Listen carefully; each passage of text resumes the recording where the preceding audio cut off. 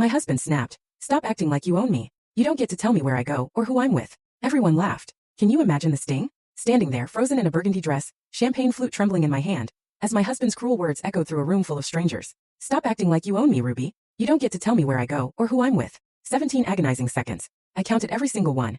Each tick marking the death of my marriage while his colleagues just laughed. Their amused faces blurred, but I refused to let the tears fall. Not in front of them. Not in front of him. But by 5:45 a.m. the next morning, as I mechanically brewed his coffee in our 19th floor apartment, a cold, unwavering resolve had replaced the tears. The locksmith's number was already tucked in my pocket, my phone silently buzzing with missed calls from the divorce attorney I'd contacted from the parking lot. 17 seconds of laughter still echoed in my ears. Yes, but now they fueled me. This wasn't just coffee.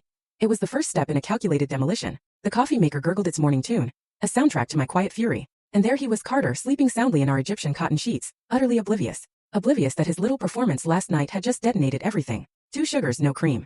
I'd made that exact combination 5,110 times over 14 years. This would be the last. My hands moved through the routine while my mind replayed every excruciating detail from the party. Brad, his best friend, clinking his whiskey glass against Carter's, like they'd rehearsed this humiliation. Stephanie from accounting, pretending not to look, her pink nails drumming against her clutch. The scent of cinnamon and expensive cologne in the air as my world cracked down the middle. Beyond our floor-to-ceiling windows, the Minneapolis skyline stretched out, buildings piercing through the morning fog like silent accusations. This apartment? It was my father's final gift. His inheritance transformed into what Carter called our investment. Never mind that he'd never contributed a penny. My consulting business, which I built from nothing while supporting him through his MBA, paid for our life here. Yet somehow, over the years, the narrative had shifted. It became his apartment, his view, his success story. My name might have been on the deed, but possession, I'd learned, was all about perception. I heard him stirring in the bedroom. Those expensive sheets, bought with my year-end bonus while he complained about my excessive spending. The irony wasn't lost on me anymore. In fact, after last night, nothing was lost on me. It was all crystal clear. Ruby.